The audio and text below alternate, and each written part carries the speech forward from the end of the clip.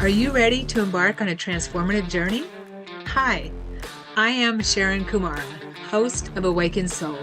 By tuning into Awakened Soul Radio, you will be inspired to shed the illusions that bind you, connect more deeply with your inner wisdom, and step into a liberating life of freedom, clarity, and purpose. Each episode, I share stories and lessons learned that help cultivate greater compassion, patience, and understanding, qualities to embody in everyday life. I invite you to join in as we expand our awareness, exploring diverse topics, and gain access to practical tools, guided exercises, and expert advice to help overcome fears and break the chains that bind us. Join us on Awakened Soul. Your journey to freedom and true self begins here. Hello, everyone. Welcome to Awakened Soul Radio. I am your host, Sharon Sananda Kumara, and I'm super excited once more. I have my friend and guest today, Carissa Anderson, who we'll be talking with today, and we're going to be talking about Dark Night of the Soul. If anyone's watching here and you've experienced a Dark Night of the Soul, then it's no fun. But it's like we have to go through it, right, to get to the other side, especially in a spiritual journey.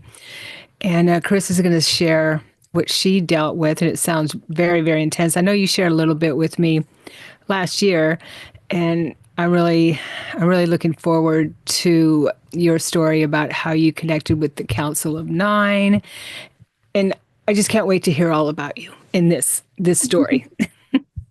Wonderful. Yeah. Thank you so much, Sharon. Thank you for having me here. I was telling you, in the lead up to this, that it's a real full circle moment for me because you really opened a lot of doors for me spiritually. And it started my journey with you was I saw you I was deeply immersed in near-death experiences at the time. And I saw you on the Jeff Mara podcast speaking about your experience. And at this point I had seen hundreds of these. It was like my church. I was watching these regularly, but as soon as I saw you, every cell in my body said that I needed to reach out to you.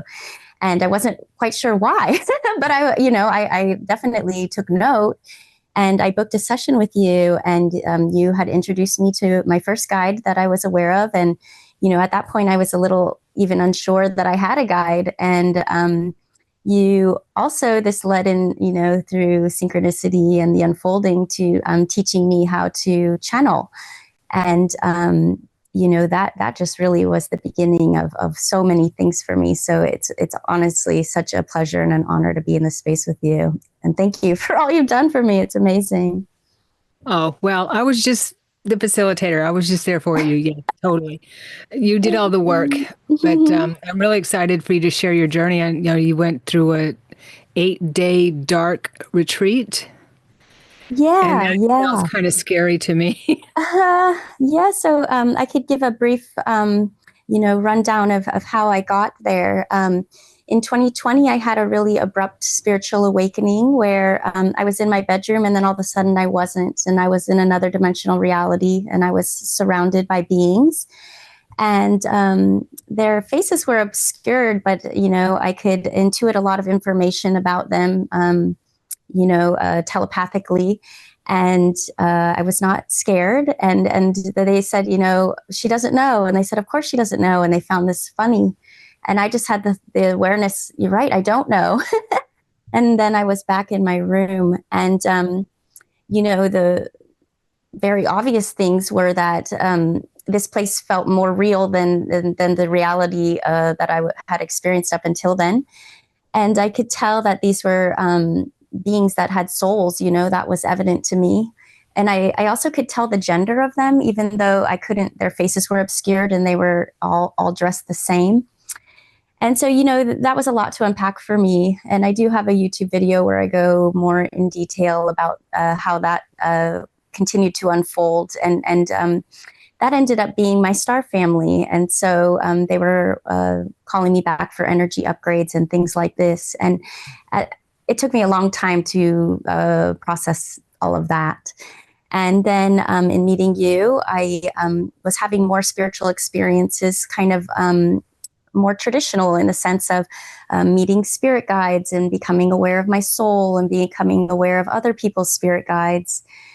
And, I had impulses and callings to retreat. So I had done a 10-day water fast in the desert alone. And, these callings really defy logic. I can't really express why I would do that. Especially I did that on my birthday, which is traditionally a time I like to celebrate with others. And so I had this desire to do a dark retreat a few years before I actually did it. And at that time, an internet search yielded very few options for me, and they were actually abroad. I didn't find any place that was, domestic. And that was just kind of simmering. And then I had some ego degradation experiences that are, I think, important to bring up leading up to this. And, prior to this, the idea of, transcending the ego, these ego deaths you hear about, I mostly heard about them, in psychedelic circles, people who, become dropping into all of creation, they are the chair, they are the friend, things like this, which conceptually I could understand, but I didn't have any lived experience of that. And so the first step of that seemed to be that I was aware that I wasn't my body. And that happened in a couple of ways. But most notably, well, maybe not most notably, but the one that I prefer to bring up at this time is that I had an out-of-body experience where I was actually looking at my body. And so I became very aware that I wasn't my body. And as I spoke about earlier, these near-death experiences, so many people were coming back with reports that they had planned their life, pre-birth planning, and that this was a school environment, these things that we understand, that is very common. So I started to think about my life in a different way, that perhaps this was just, a practice for my soul's evolution. I also started paying attention to my dreams more. And as I was doing that, it became abundantly clear that although the rules of engagement of the dream time awareness reality, those rules of engagement are different. Once I started to become more conscious in that state, I realized how real that reality was as well. And so it really sent me into a seeking mode about this consciousness and where we can be. In addition, I was having past life experiences, some intentionally and some spontaneously. And the way that I was experiencing those was as fully immersive experiences where I was the character and I knew all the important information of those timelines, and I felt all the emotions, and it was a fully immersive experience as if it was happening in real time. And so I was my personality, I was losing grip of that because I was noticing that my soul's essence was the illumination of these characters for this experience. And I got really curious of, well, what is the common thread? If I could be a man in this timeline living this life, and I can be a woman in this timeline living this life, and what is it that endures across time, and what part of me is a constant. And so this was chipping away at the ego as well. In addition, I had a Kundalini awakening in 2021, and I was having the emergence of a lot of psychic awarenesses, and I was communicating with non-physical beings regularly. And the way that this was happening was through telepathy, was one of the ways. And in the work that I do, we work with non-physical interdimensional beings, and they know an immense amount about our lives, the people that I work with and myself. And so they have a perspective and a knowledge base that's actually seemingly deeper and richer than those who are in the first perspective of experiencing it. They can glean insight and wisdom that even the person living it didn't. And so that, was starting to change the way I was viewing things. And I think it's important now to say, well, what is my definition of ego? And the way I've been taught and the way that resonates with me is that it's the illusion of separation, the illusion of being separate. Mm-hmm. And so all of these clues were guiding me to this place of where I didn't feel on an island of my own anymore. And in addition, meditative practice, being in stillness, this helped me reach pools of wisdom that you can't really think your way to. And so there, you get awarenesses about the nature of reality that philosophical contemplation and ruminations of the mind just won't land you there. It's I would say unavailable in many aspects through the thinking process. So, well, pausing there, this is what got me there. This is where my headspace leading up to it. Mm-hmm.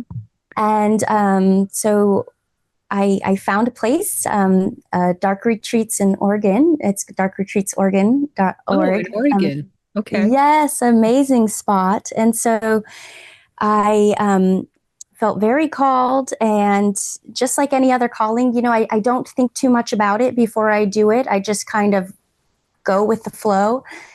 And in preparation, the night before, I think I approached it with a lot of emptiness, and I've learned the hard way not to have expectations. And additionally, you can have intentions, but you got to be real careful with desires, right? Because these are typically coming from places of lack or the ego wanting to accomplish or achieve something. So I was quite open, but I didn't realize how open I was because I had a very transformative experience the night before. And so this began with me having complete awareness, like a full visit from my grandfather and grandmother, who were both in spirit. And they came together, unified, very obviously unified. And in their earth life, they, had a bad divorce and weren't in contact in any way. And they came with messages about traits about our family and the family line, some patterning and things that were important, some advantages and disadvantages. Mm-hmm. But they came with information about the reincarnation cycle, and they came with information about pre-life planning. And in that, I got to visit the past life of my grandfather, who I didn't have a relationship with in this life. I got to experience his life prior to this one, which was very telling of why his soul incarnated the way it did. It was like the pendulum swinging, the balancing. And so they showed me this process. And then comes in the Council of Nine, and I was completely unaware of them. I had no understanding. I had been having galactic connections to a certain degree, but I had been limiting that because a lot of wisdom was coming through, a lot of calls to action that I needed to make space for to implement in my life. That's just a really fancy way of saying I was resisting the emergence of higher ways of being. Yes. And you really can't ignore it long, and it's really painful to do, but I do think it's a natural part of the process for many people. Mm-hmm. And so the council came in and they introduced themselves. It was a reunion. They were very clear about that from the beginning. They, let me know that we have worked together in many multidimensional realms, realities. We had worked together in many Earth lives, in many lives on other planets, star systems. Also, other multidimensional realms that we can't really adhere to a physical incarnation, so non-physical realms. And so they've been working to expand my conscious awareness, and in that we've been spreading knowledge to others. And it wasn't until quite a bit after this, I would say months after this meeting, that I found out that there are many other people who channel these beings. I just wasn't aware of that. And so they explained to me that the focus of this life, if I choose this, that I had the focus of our messaging was about informing humanity about choices that are available to them that have eroded over time, and educating humans about why these choices have eroded over time. Who benefits from this, and more importantly, what choices are available, because the way that they explained it is that there are choices and ways of being that many would choose if they knew it was available. And so without going too far into it, this would also expand into choices after death. And so this kind of dovetails on why my grandparents were there. And so they also revealed to me many things about my own soul's lineage and my own path, and habits and habituations that have been with me, gifts that have been with me, and the promise of a deeper remembering. So, wow. As you can imagine, it was highly impactful. Sure. Definitely. So and can I stop you for just 1 second? Please, yeah. I'm sure a lot of people might want to be. I know I do. I want to ask you. All right. So the choices, they said, you said they were talking to you about choices that were being eroded over time. Can you expand on that a little bit more? Yes. So starting at the most basic, there's been, peaks and valleys of humanity where we've gone into states of survival mode, and where the expansion of consciousness hasn't been, a priority. There has also been a suppression of human power since the beginning of humanity, because there are beings, entities, energies that benefit from keeping us in we'll just say hypnotic state, a limited state outside of our power. They're very, very good at not fear-mongering and not really stirring this fear pot, because that's actually the antithesis of where our power is. So we're understanding that the bigger picture is that this whole process is actually just galvanized our personal power even more once we do step into it. And it's like a rubber band being pulled back that we can spring forward. But there are forces that be, we could say the most basic, within our world governments and that are suppressing our power. But there's also, when you zoom out the lens, there are other beings that suppress our power. And so, understanding your choices really can be just as basic as how to move lower frequency energies out of your field, how to have your own energetic autonomy, how to tap into higher wisdom, higher states of consciousness, how to lift your core needs outside of material like earning potential or climbing some kind of ladder. So basically set different priorities maybe in your life, higher frequency priorities. So I guess what I'm thinking is, when you talk about the choices are eroding, does that mean that certain opportunities come around, and if we don't recognize them, then they won't come around again, or at least less often since our frequency is, since we're moving up in frequency, our collective is moving up in frequency. Is that what kind of what they're sharing? I would say it's more being in touch with your true nature and your inner being, Right. and what is available for you in those ways, because we keep looking outside of ourselves for what is Right. available, and we've stopped looking inside of ourselves for what is available. Yes. And there's so much help available to us, but because we're living in a free will reality, and unless we know to ask, it just sits there, Oh, I see. untapped. We have to know what the question. I get that all the time from Mm-hmm. guys. You have to ask the right question. Mm-hmm. Yeah. Yes. And, I'll be able to expand on this more, but, at a further date. But really, what's been happening is they've been helping me mature my own personal processes so that I can step forward in a way that is, authentic to my expression and my gifts. And it's really been starting at ground zero, because I'm making that shift from a me consciousness into a we consciousness, but it's taken some time. Mhm. Yeah, Mm-hmm. good.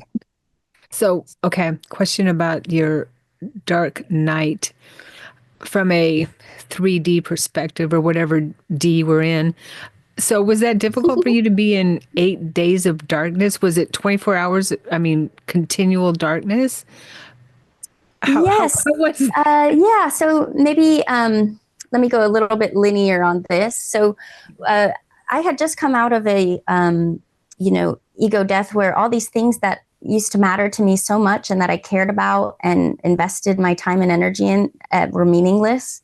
And I had a real identity crisis, professionally, spiritually, everything. And so when these beings arrive to tell me, something that the ego would love to say is important. And, I've been searching for my purpose for years at this point, and now here it is on a platter. It's just a ripe ground for the ego to establish itself, its personhood, its identity. And I was not quick to do that. I was very reluctant. I believed what they said. I felt their frequency.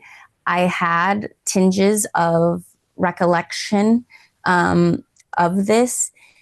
It didn't feel wrong, but I just was really, really slow to metabolize this because it just felt like a carrot on a stick. And I was just like, not so fast, because, everything just kind of had burned down. We take it down to the studs. So the first thing I noticed when I got to the dark, I was very eager to go in. And the first thing I noticed, it was darker than I thought it was going to be, which is pretty silly. I never had actually been in complete dark, I don't think. It is quite dark. And I noticed right away that, I had like one thought for every three. You're already starting to turn down the dial of the 3D, and then you turn up the volume of the other. But just for clarity, my dark night did not happen in the dark. It happened afterwards. So the dark, I found, was a beautiful experience. I loved it immensely. I tapped into something, this joy of being that wasn't reliant on anything else.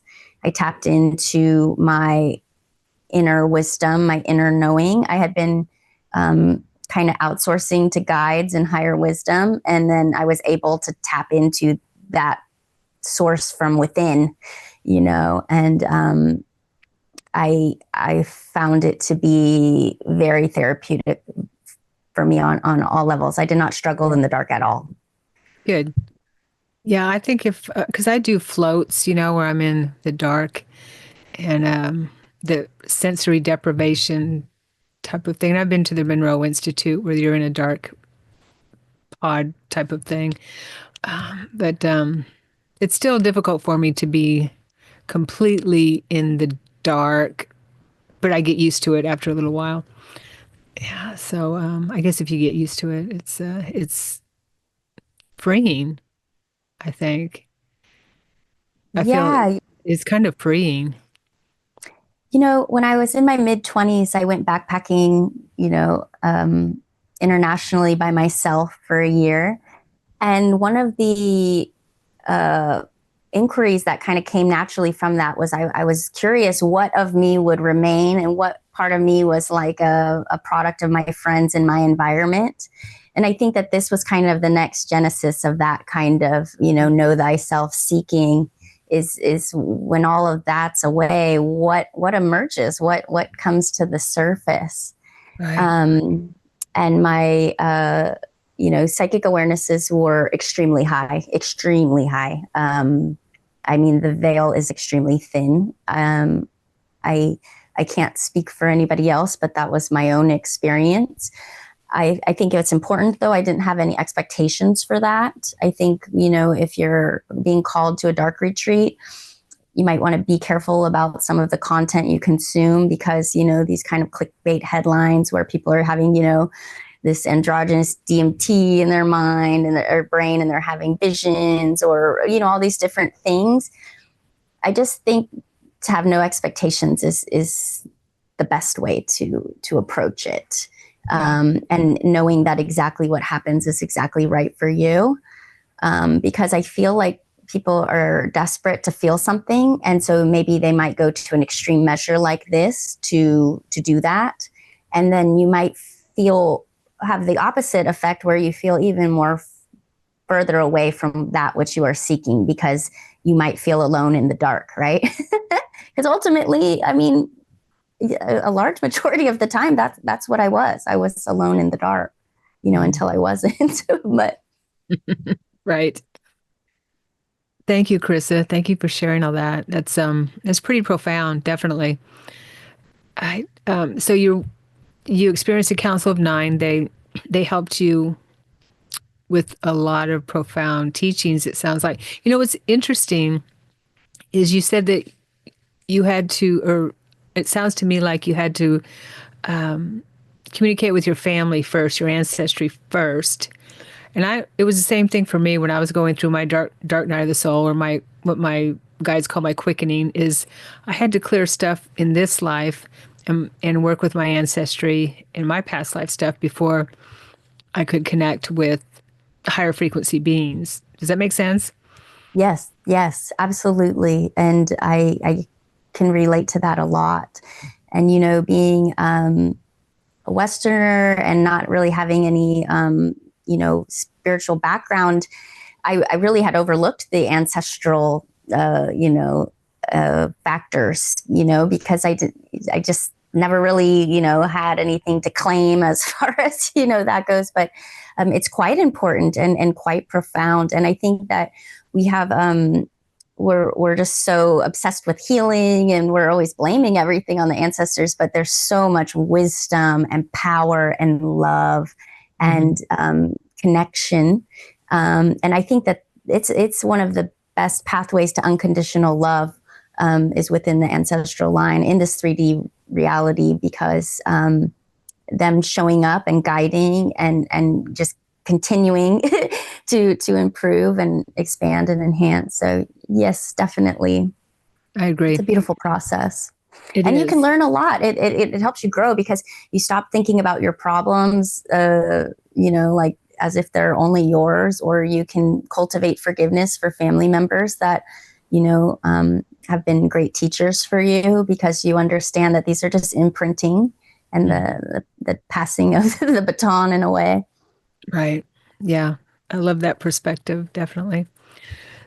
So did you start channeling the Council of Nine, or did you move on to channeling other It's beings, or both? It's funny because after the dark, I had a little voice memo, and after the dark, I had this. I kept telling people I only channeled twice, which it turns out was totally not accurate. So I'm not sure what happened there, but I did channel them, and so my first channeling of them was in the dark, and I had a knowing on one of the like third days that my Kundalini energy would reach my third eye chakra.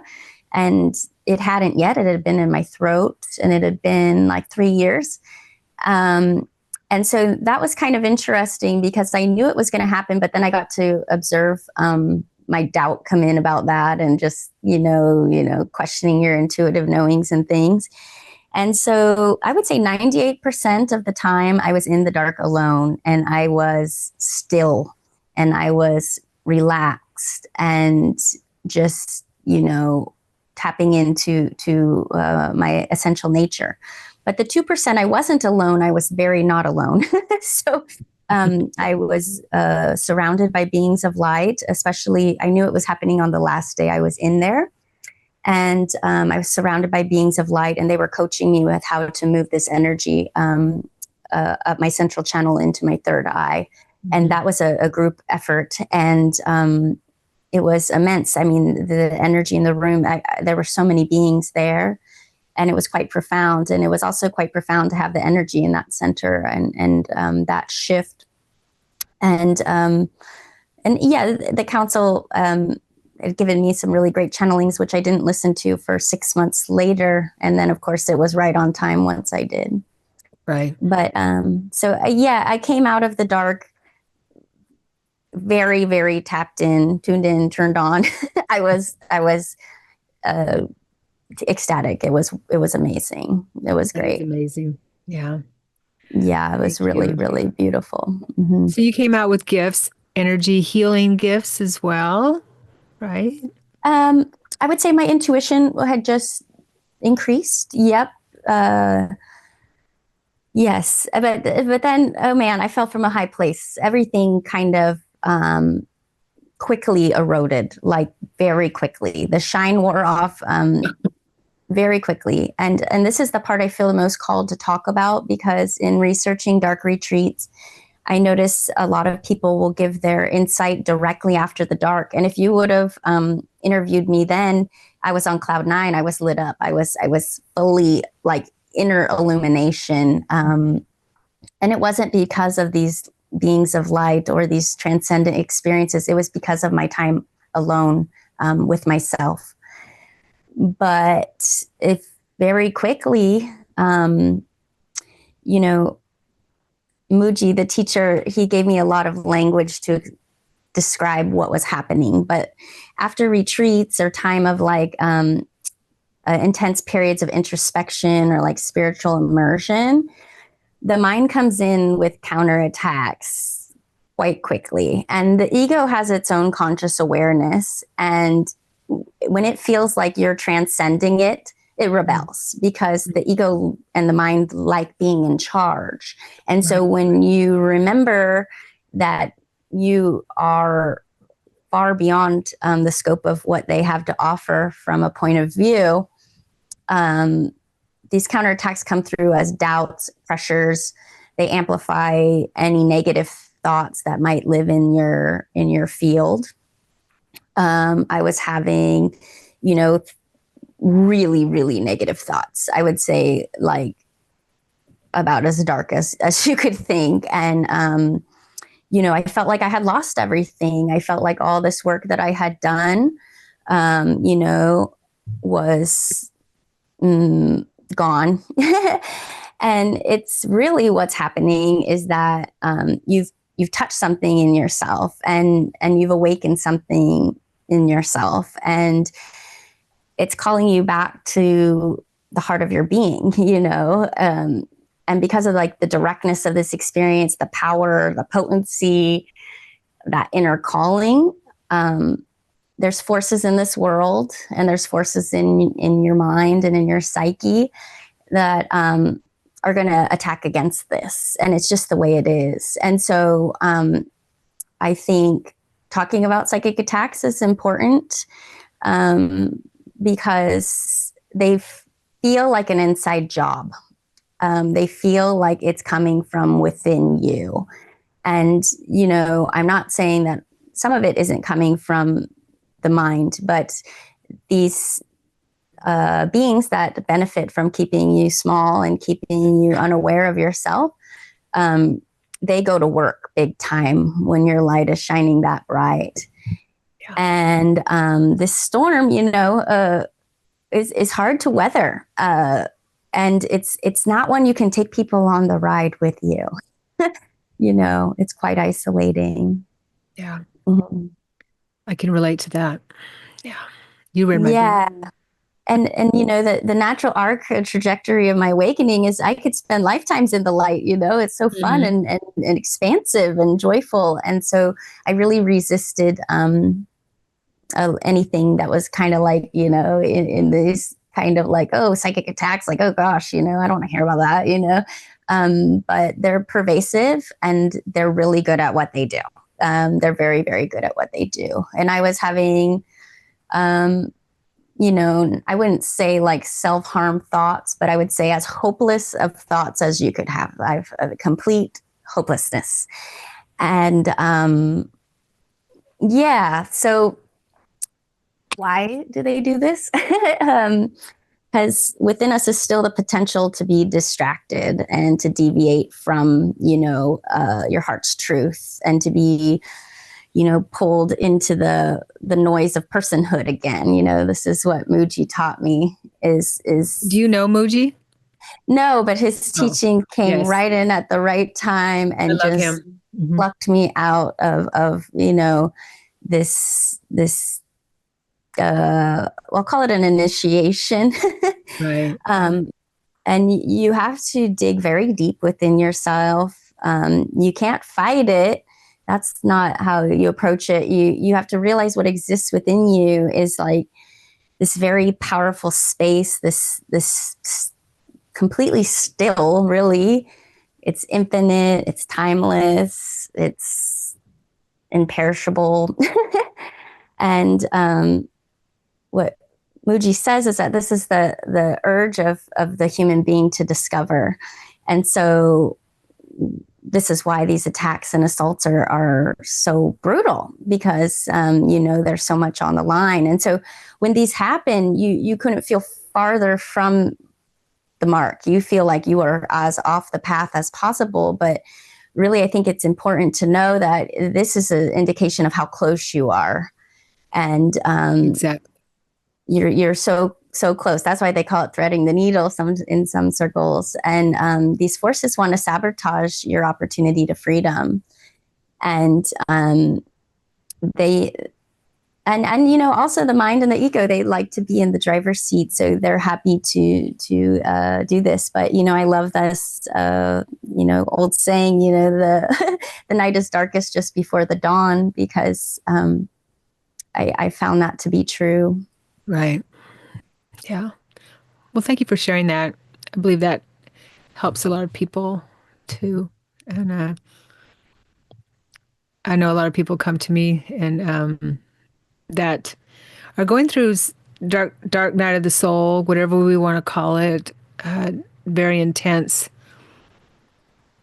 experiences, and they don't understand it, and especially now, and people around them don't understand it. So when you've gone through it yourself, you can help others with it, and at least show them that you can get on the other side of it. Yeah. Right. Yeah. And I think important part about it is that it for so long it feels like an inside job, because they're amplifying negativity that's within you. But what was the tipping point for me was that they went too far. And I was able to say, oh, this wasn't my thought. And I already was aware of telepathic communication. And I consider myself an antenna for non physical beings in the work I do. And I was like, oh, because they went too far. And I was like, that was not my thought.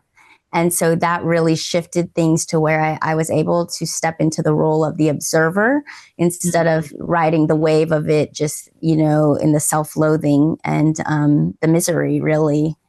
And so that was a turning point for me.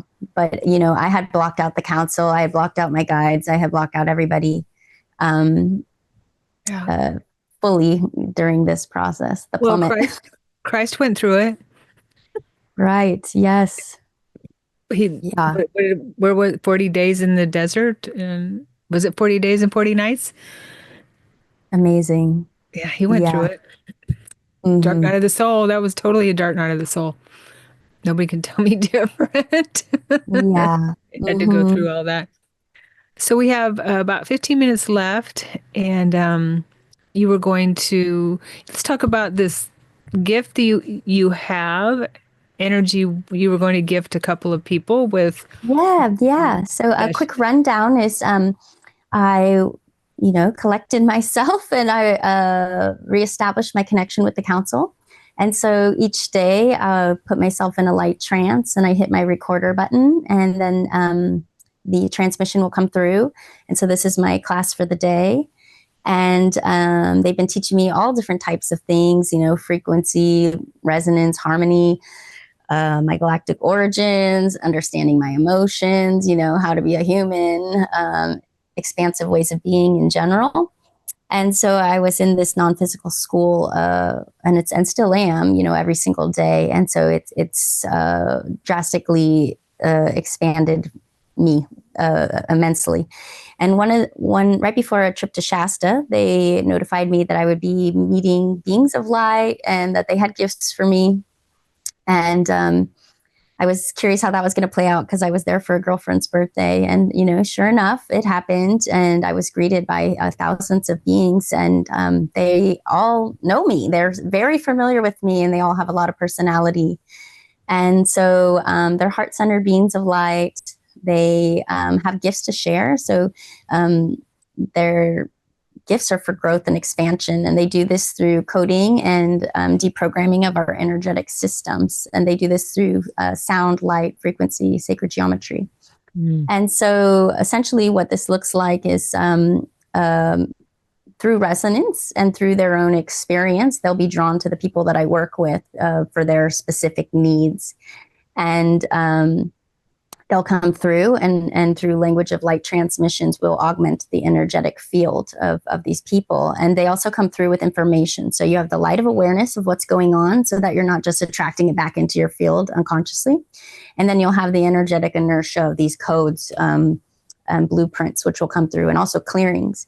So it's a very potent way to transcend things that have been plaguing you for a long time. It's very clear and easy to understand. And so this is the work that I do. I work with these beings. I work with the council. I do direct channelings. But I was hoping to do a little bit of energy work on the group today, see which beings came through and what is the collective need for the container across all time frames for whoever might be watching this and whenever. That would be awesome. Yes. Wonderful. So everything I do is for the highest intention, for the best and highest good for all, certainly of benefit to everybody. So if you like to receive, you can just be in a state of allowance. But, when we're watching or listening to these things, sometimes our energy is all over the place. So we're just going to take a moment to breathe into our heart and just call all of our energy back. Just be in our bodies, be open to receive. Already sensing there's a lot of collective chaos energy. And so this is a reminder, maybe wear like a bracelet around your wrist or a ring or something that will remind you to be grounding throughout the day. So for those not aware, you're just anchoring your energy into this third dimensional grid. So an easy way of doing this is by growing roots out at the bottom of your feet or the base of your spine. You're just going to take a deep breath and do that. So they want to talk about this energy of shame. There's a strong imprinting of shame and guilt and not feeling like you were able to execute the desired outcome. And there's also this sense of being at odds with time, like time is running out. There's a very paradoxical energy with time. I'm reading here. It's one that time is running out and that you're not accomplishing enough. And also that we're stuck and that we're not, we don't have the momentum or inertia that we want, that we just feel stagnant. And so there's going to be balancing of these energies, bringing it to that 0 point within these two dualities. And I think I'm just going to come through with the transmission. Those are the ones they want to bring through. So we're taking a deep breath into the navel. So this is a strong feminine energy. This shame signature is deeply feminine in this case.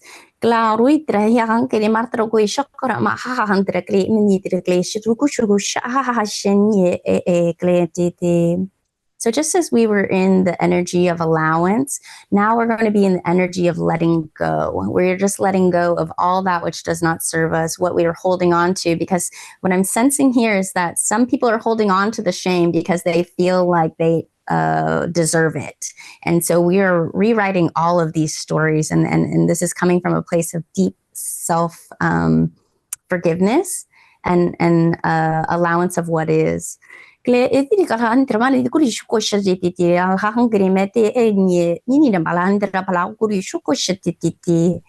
ala hangre trele hendra la hamakai shutroishin ni makai shiti.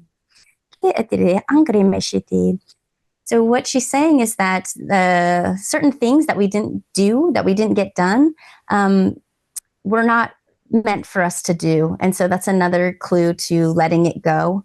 The ego is really ensnared in the storyline of it and the way that it could have, would have, should have been had it not been for, this fatal flaw that you have.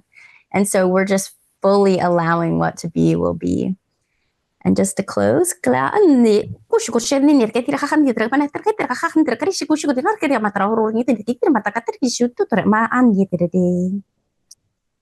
have time? There's one more being that wants to come in. Just a couple more moments. Yeah, we have about 5 minutes. Okay. So this one is more of this masculine energy coming through to help this balance this need to achieve, to build, to have something tangible for your sense of self-worth or merit. This is a Pleiadian being. So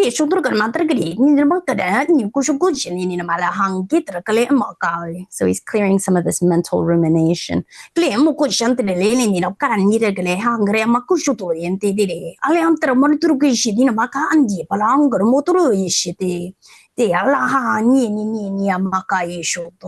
he wants to instill in you a reminder of how powerful you are, and that power isn't dictated in the way that there's been a distortion in the way that we view power. And so our true power is not in the places we've been sniffing around, basically. Like there's power in peace. And there's power in stillness. And power in the pause, taking that time before action.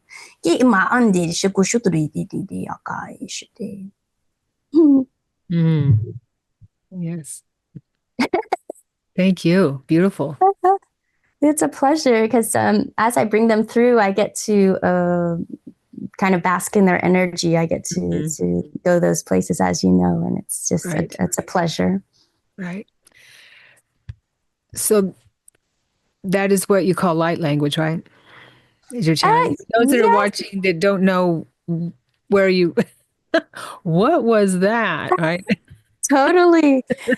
Yes, it's quite bizarre at first, and it might trigger some people who have, some religious programming with speaking in tongues or something. But basically, you can affect energetic fields through sound. And, this can be, when they set the plates with sand on it and then they bombard it with sound, it will make, geometric designs on the plate. Or you can affect matter with sound, like if you think of an opera singer at a high pitch that can break a glass. And so these sound, they actually can affect your energetic field and the organization of it, because we are all just vibrating molecules, which are creating shapes in their vibration. And so these patterns, these sacred geometry is what creates our energetic systems. And this is directly related to our conscious awareness. And so it's also nice because they bypass the traditional language centers of the brain. So you can go in and do the work without any influence of judging thoughts, or placing meaning on something, because ultimately it's quite meaningless for the most part, except I'm able to translate them because they're encoded with information. Mm-hmm. Beautiful. I love that. Yeah, I could feel it. Yeah. It's a pleasure. I've woke up before speaking light language, and but I haven't practiced it in my physical world, but I've heard myself speaking it when I wake up in the morning, and I'm like, that wasn't English. But I knew that it was light language as I wake up. Uh-huh. Yeah. Yeah, yeah, and my part of coming out of the closet, this is the one that I got most nervous about because this was the one that made me seem the most bizarre and far out there. But and it took me years of speaking it for myself and for my clients that I decided to do this publicly because it's just so expansive and so healing. I can't deny the potency of it. And so the rewards far outweigh my human desire to be normal. I know, right? And so would you say that if anyone wants to speak light language, to just practice with their guides, just practice on their own? Yes. So actually, the first time it ever happened was in your class. And you and Michelle were having us do some toning. And I was kept opening my eyes to make sure my Zoom was on mute over and over and over again because I was terrified that you guys would hear me. Just toning is just exploring your vocal range, right? It's just essentially what it is once you get this momentum going of sound, then you can start channeling sound, which is healing for yourself. And so I think this is the easiest path. Right. I'm sorry. We've got 1 minute left. Go ahead. Yeah. Okay. Yeah. I just think this is the easiest path and just setting the intention, the desire to do so. Right. I think the time is right if you're interested. Yes. Yeah. Tony is important. Definitely. Carissa, thank you so much. We just don't have enough time. We'll have to have you on again. Yeah. Thank you. Yes, very much. I really appreciate it. And I love seeing what you're doing. It's incredible. Where can people find you? Well, you can find me on my YouTube, which is at Divine Timing. Yeah, I don't know how I got the Divine Timing handle on YouTube, but I got that one. So that's where you can find me. And I have a lot of free energy attunements on there. And yeah. Great. Okay. And for people, I want to mention some courses that are coming up for the Kumara Academy as well. OBE course, Out of Body Experience, March 2nd. Soul Writing to Connect with Loved Ones, March 8th, and Animal Communication, March 22nd. So check out the Kumara Academy of Transformation if you want to take some courses. And thank you, everyone, for being here. Thank you, Carissa. Great to see you. Oh, yeah. And whoever won the energy attunements, are you going to give me their information? Will do. Congratulations. Okay. Wonderful. Thank you so much. Mm-hmm. Bye-bye. I'm Sharon Kumara, and you have been listening to Awakened Soul Radio on Transformation Talk Radio. I invite you to embark on a transformative journey with us. Awakened Soul is a safe, sacred space for exploring the depths of our consciousness. Each episode, you will be inspired to shed the illusions that bind you, connect more deeply with your inner wisdom, and step into a liberating life of freedom, clarity, and purpose. To connect with me, visit kumaraacademy.com.